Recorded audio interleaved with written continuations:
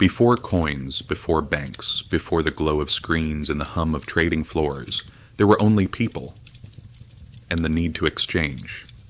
A farmer with too much wheat, a hunter with too much meat, a potter with shelves full of clay jars, but nothing to eat. Trade was born not out of greed, but out of necessity. It was humanity's first silent agreement. You have what I need, I have what you want. But barter was clumsy. What if the potter didn't want meat? What if the hunter already had enough jars? Every deal required coincidence, two desires that met in the same moment. And so for thousands of years, human exchange stumbled forward through improvisation and trust. In ancient Mesopotamia, around 3000 BC, people began to solve this problem with something extraordinary, a unit of account. Clay tablets recorded how much barley or silver a person owed another. It was not yet money, but it was the idea of money, a promise etched into earth. Markets formed near rivers, temples, and city gates. The first merchants appeared, and with them the first notion of value independent of goods.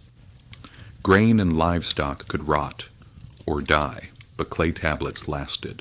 Promises could be stored, debts could be tracked, trust could outlive the trade itself. The first bankers were priests. Temples in Sumer and Babylon held grain for safekeeping, issued receipts and facilitated exchanges. Religion and finance were born as twins, both built on faith. But faith is fragile. What if the temple was plundered? What if a drought made the stored grain worthless? People needed something more stable, something that could travel, endure, and symbolize trust across distance and time. That something was metal. Somewhere around 600 BC, in the kingdom of Lydia, in what is now Western Turkey, people began stamping lumps of electrum, a natural alloy of gold and silver, with marks of authority. Those marks, lions, kings, gods, said one thing: you can trust this coin. It was a miracle of simplicity. Instead of trading sacks of grain or jars of oil, you could carry value in your pocket. A coin was more than metal. It was belief, condensed. And once that belief existed, it spread like fire. Greek city-states minted their own drachmas. Persian emperors struck their own sigils on gold. Roman legions carried denarii that jingled through conquered lands. Every empire that rose learned the same lesson. Control the money and you control the world. But even then, money wasn't just a tool. It was a story. A Roman soldier could look at the emperor's face on a silver coin and feel part of something vast, powerful, and enduring. A coin could command loyalty, inspire wars, or fund temples. Metal had become memory, a record of empire, faith, and power. Yet every metal coin carried a flaw, temptation. Rulers discovered they could stretch their wealth by reducing silver content, shaving gold, mixing bronze. It worked, for a while, until trust broke. Rome learned this lesson the hard way. As emperors debased the denarius, inflation devoured the empire from within. The fall of coins mirrored the fall of faith. And so humanity's greatest invention, money, became its most dangerous illusion. For thousands of years, wealth had weight. You could feel it in your hands, the heft of a gold coin, the cool edge of silver, the metallic ring that said, "This is real." But as trade routes stretched across continents, something strange began to happen. Metal became too heavy to move, and trust became light enough to carry. In the markets of Tong-era China, merchants began writing promissory notes, slips of paper that declared, "I owe you this much silver." At first they were private agreements between traders. But as the idea spread, governments saw opportunity. By the 11th century, the Song dynasty issued the first true paper money, jiaozi. A merchant in Sichuan could sell silk to a buyer in Beijing, hand over a note, and trust that the government would honor its value. The miracle was clear. Value could now travel faster than any horse or ship. The danger was invisible. Paper was only as good as the faith behind it. And like every revolution, this one came with a price. Overprinting led to inflation. Counterfeits spread. The dynasty tried to patch trust with new decrees, new designs, new promises. But paper can't hold an empire together when belief starts to burn. Centuries later, when Marco Polo returned from his travels and told Europeans that in China, the Great Khan prints his money from the bark of trees, they laughed. Then they copied it. By the 17th century, Europe was awash with paper, bills of exchange, notes, bonds, letters of credit. Money was now a story told in ink. And just as before, power followed the story. Kings discovered they could fund wars without gold, simply by issuing promises. Merchants learned that credit could build fortunes faster than ships. And for the first time in history, money began to multiply. Not in mines or fields, but in ledgers. The invention of paper money didn't just change trade, it changed time itself. People could now spend tomorrow's wealth today, borrowing from futures that hadn't yet arrived.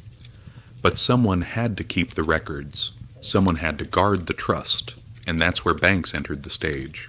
The earliest banks weren't skyscrapers or marble halls. They were small tables in Italian marketplaces, banco in the local tongue. Florentine families like the Medici sat behind them, tallying deposits, lending to princes, and moving money across Europe through an invisible network of trust. By the Renaissance, banking had become the quiet engine of civilization. Armies marched on borrowed coin. Cathedrals rose on credit. Kings became dependent on financiers who could conjure gold out of ink. The power dynamic shifted. For the first time, those who created money became more powerful than those who ruled. The Medici banked popes and emperors. The Fuggers of Augsburg lent to monarchs who couldn't say no. And out of this web of promises, the modern economy was born. Then came the 17th century, the dawn of the Bank of England. To fund wars against France, the crown borrowed from merchants, who in return received interest and eventually the right to issue notes backed by that debt. A strange new creature emerged. Central banking, a partnership between government and finance, each dependent on the other, each sustaining the illusion of stability.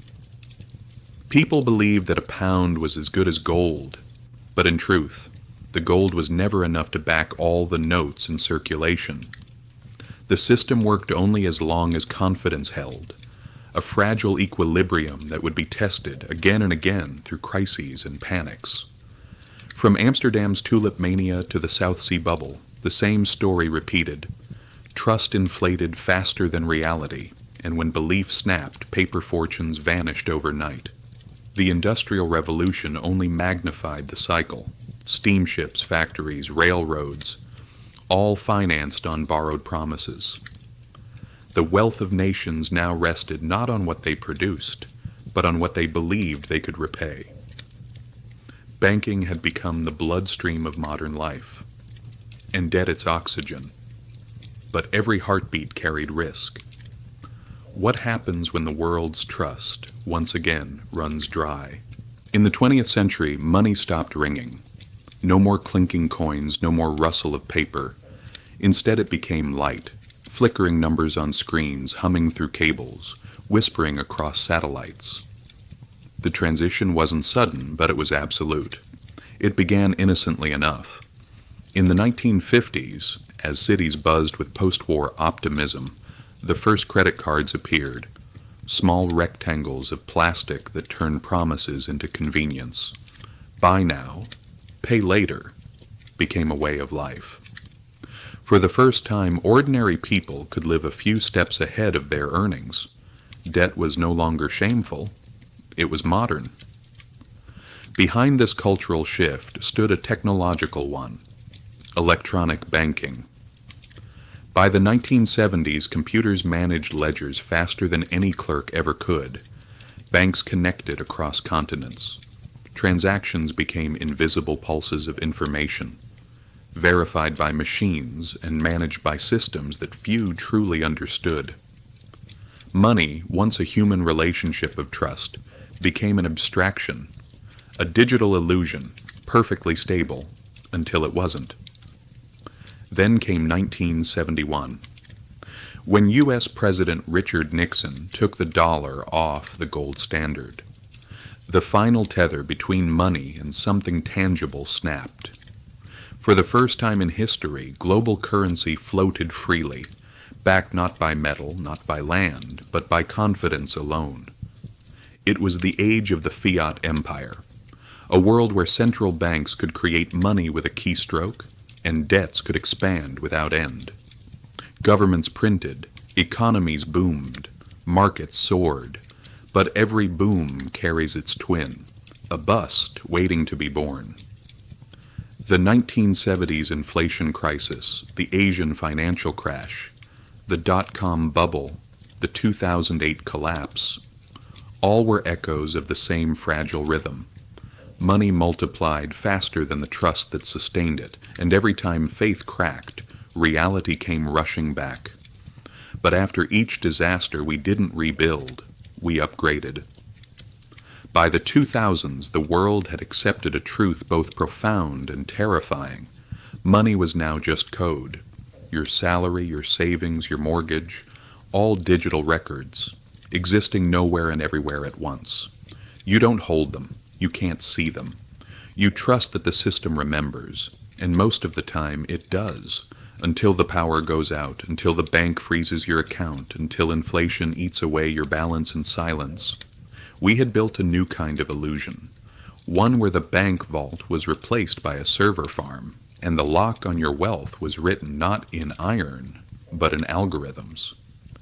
Yet out of this hyper-connected, hyper-fragile world, a new idea began to form, one that questioned everything the financial order stood for.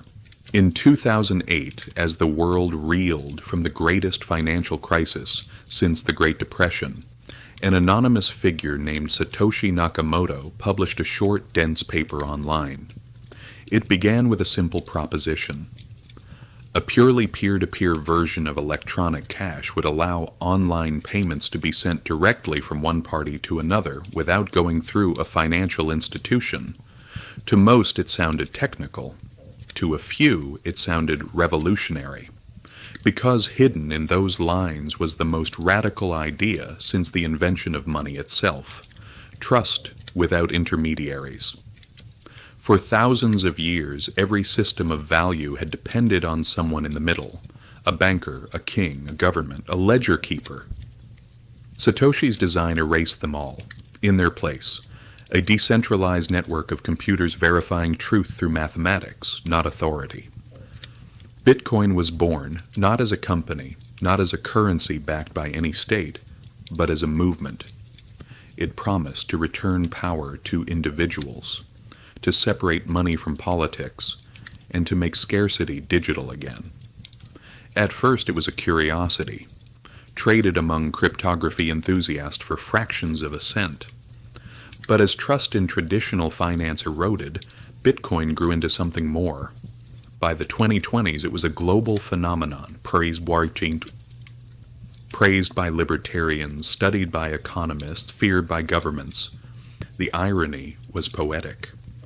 After centuries of making money more abstract, humanity had invented digital gold, something you couldn't touch, yet which embodied the same scarcity and independence that ancient coins once held. But Bitcoin wasn't the end. It was the beginning of a new financial mythology. Blockchain technology inspired thousands of experiments: smart contracts, decentralized finance, digital art, and currencies born without borders. To some, it was liberation. To others, chaos. Because every revolution that frees us also tempts us to rebuild the same hierarchies we escaped from. Crypto promised to destroy middlemen and created new ones. It vowed transparency and birthed anonymity. It sought equality and produced new empires of digital wealth. In the end, Bitcoin didn't solve the human problem of money. It reminded us of it. That every system, whether from gold to code, depends on the same fragile ancient foundation, belief. And belief, no matter how decentralized, can still shatter. From barter to Bitcoin, humanity's journey with money has never been about coins or code. It's been about trust. We've traded shells and salt, silver and paper, digits and dreams. But what we've always really traded is faith in each other. The promise that tomorrow someone will still accept what we hold today. That's the core truth history keeps repeating. Money is not wealth. Wealth is the capacity to create, to adapt, to survive, collapse and rebuild again. In every age, the survivors are those who understood the illusion, who saw beyond the coins, the notes, the screens. The farmer after Rome's fall, who fed his family when the denarius was worthless. The merchant after Byzantium, who trusted gold over decrees. The Florentine who kept land when the banks failed. The worker who saved in hard assets when currencies died. The coder who held Bitcoin when banks froze accounts. Different eras, same lesson. Every financial system, no matter how complex, digital, or modern, eventually faces the same question. When trust breaks, what remains real? And maybe that's what our story has been trying to tell us all along. Money isn't the goal, it's the language. It records our ambitions, our fears, our progress, our greed. It's how we measure value, but never value itself, because the truest wealth has always been the same. Knowledge, skill, community, and the ability to build something that endures when systems fail. The story of money is the story of us, a species that keeps inventing new ways to believe. And every time that belief collapses, we rise again, smarter, faster, and a little less naive. So next time you check your balance or scan a QR code to pay for your morning coffee, remember this. You are participating in the longest, strangest story humanity has ever told. A story written not in stone or metal, but in faith. And faith, as history proves, is the most powerful currency of all.